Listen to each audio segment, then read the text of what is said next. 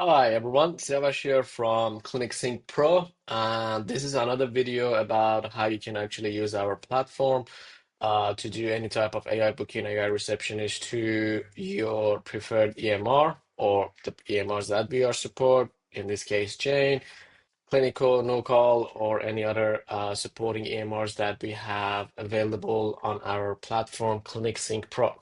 Now, what I'm going to show you in this video is how you can actually have multiple providers and multiple calendars, which each one of those providers have their own calendars, and also multiple services, how you can actually link all of those things up so your AI is going to be able to properly read from their calendars and book without having any conflict or duplicate booking and those kind of things. For the purpose of this video, we are using GHL as our, let's say, calendar provider or where the AI is going to sit and look at the calendar. But the process is going to be exactly the same, whatever AI or platform you are using.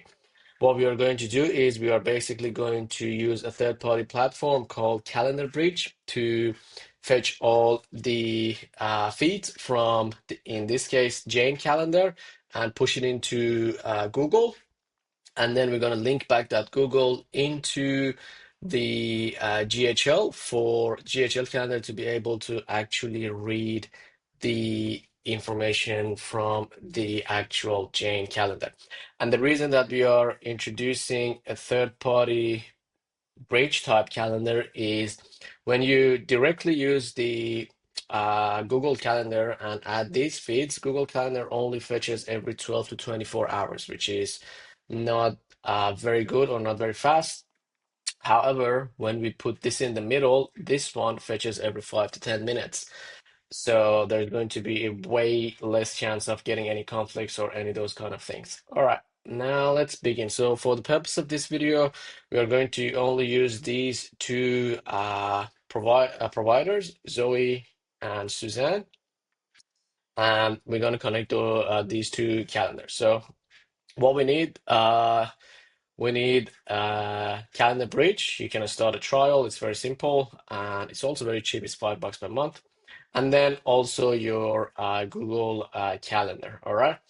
So the first thing I'm going to do, I've already done one of them, is to create more calendars in my Google Calendar. So the way to do this is you can basically go to your settings, and then inside the calendar section, you can click on add a calendar, and you can click on create a new calendar.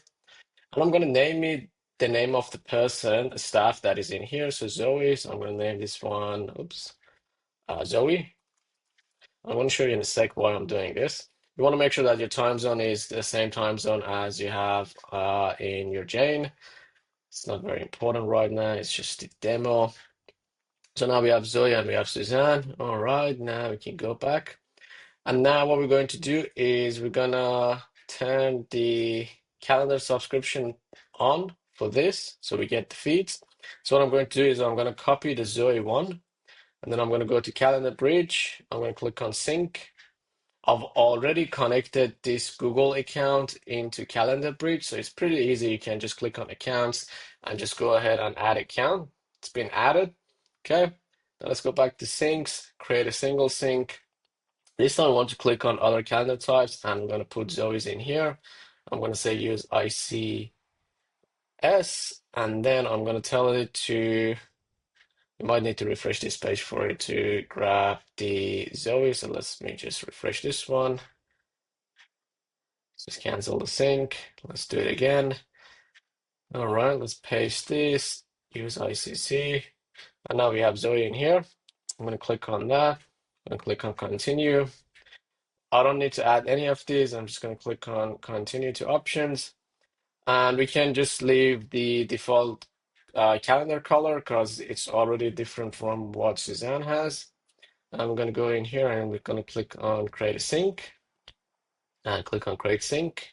This will start the sync and we will be able to see it in a minute in the Google Calendar. Let's just give it a sec. All right. Let's go to Google Calendar. Let's just refresh and see if anything. There you go. Now you can see the Zoe is showing up. Of course, they're like 4 a.m. and those kind of things because this is in Pacific time zone and mine is Australian time zone, but that's not important. We just want to see that they are showing up. So that's Zoe. Now I'm going to do the same thing for Suzanne. So I'm going to click on Suzanne. I'm going to create feeds. I'm going to copy this one. Put it back in here. I'm going to create another single sync. Paste this one. Use this one. Use Suzanne. Continue. Just leave this alone. Yep, default color, create a sync, create a sync. All right, now let's go back and let's turn Suzanne on and off. It might take a couple of seconds. Let's refresh this. There we go. Now Suzanne is showing up as well.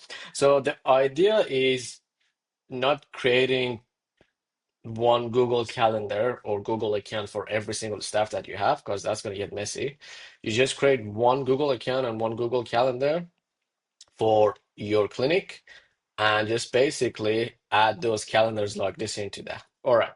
Now that we have the sync going on in here, the next part is how we can actually put those as like a, let's say, round robin inside GHL. Okay. So the first thing that you want to do is, I'm just going to bring this here. You want to make sure that when you go to settings down at the bottom, and then you click on my staff, you want to make sure that you add your those two people as an staff. So Suzanne and Zoe as an staff. In this case, I just use the fake email because these emails are not going to work. But technically, what you want to use would be their email in here. And the reason is when we want to do the automations, it's going to make it much easier instead of just copy and pasting the text. We can just use those user email in here.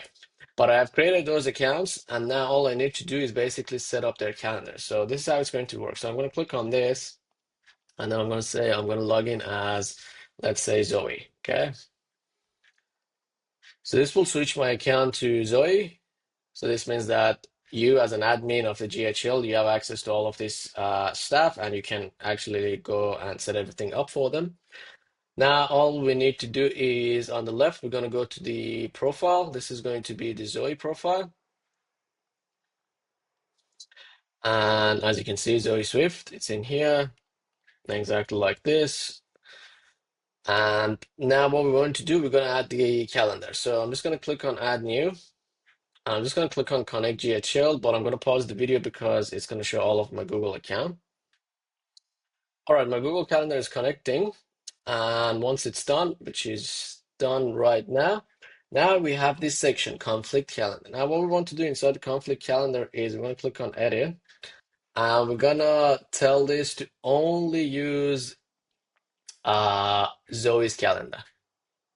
Okay, so that's why we added those ones. So it's not gonna look at Suzanne, it's just gonna look at Zoe. And we're gonna hit save.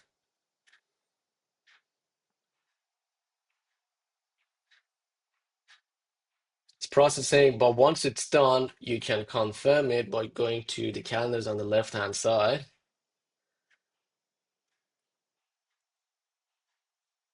Actually, sorry, not this one. If you go actually to the calendars out in here, this will mimic what we have in here just for Zoe, okay? And now we're going to go do the same thing for Suzanne. So basically, I'm just going to click on this, and then I'm going to click on login as Suzanne.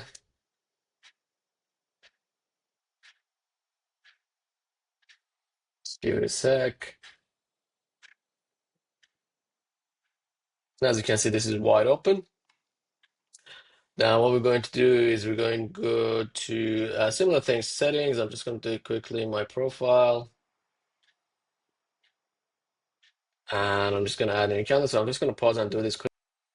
All right, we did that. We add Suzanne, and if we now go back in here and click on calendars, now you should be able to see Suzanne showing up. All right. If we remove that and we just click on Zoe, you'll see Zoe's as well. You can remove that and you can see Suzanne's as well. Now, this in theory is not going to happen if you don't give them access as an admin, but these two people have admin access so you can see the other person calendar as well. So in theory, this is not going to happen. They will only see their own calendar. All right. Now that we have those two set up, all we need to do is basically put them all into one calendar. So let's go and switch to actually my account, which is the agency admin. And now we're going to create a new calendar, which is going to look at all these conflicts. So basically, we're going to go to calendar settings, and we're going to click on new calendar. Now here you can also play with the service calendar as well. I'm not going to go through that. But for the service calendar, you need to first create the services and then you go from there. But for now, we're just going to do the round robin. Team member Zoe and team member Suzanne, and then this is going to be, let's say, AI round robin booking. Okay, we can copy this, put it in here. This just needs to be something, actually, round robin, not robin, sorry. Round robin. Okay, we can just name this AI. Cal. Okay. The duration is not important. This is not important because you basically set these up inside their profile. So basically, each one of these have their own settings. But let's just have a look at the advanced settings. Uh, so you can put both of them to be Zoom or whatever you like. Doesn't matter. It doesn't let me to do that because I haven't connected the Zoom for these people, for these staff, and none of these are important at the moment. We can just go ahead and click on save. The idea is I'm going to show you the other thing that you can do actually within the automation. So let's say this is set up. Now, if you look at our automation and if you've watched my previous videos about how this works with our webhooks, so you can see that in here, we previously had a temporary calendar and it was hard-coded what staff member we are using. Now, let's say we are using the other calendar, okay? Let's say we are using the customer booked an appointment. And this time we are using the AI cal. Okay, let's save this. And then we're going to put an if statement and we're going to say if the workflow trigger is, oh, I'll change the name so it's obvious. So this one, customer book appointment temp. Okay, save. Now we're going to put the if. You don't necessarily need to do this, but I just want to show you how you can actually separate this and have them all in one workflow. So you can say if the workflow is temp, just book for Zoe. If the workflow is not temp, you can have the same webhook. So I can remove this. I can copy this action and paste it here. However, instead of having Zoe, what you can do, you can actually use the appointment signed user email. So that's why when we were setting this up, I mentioned to use their email that is in Jane.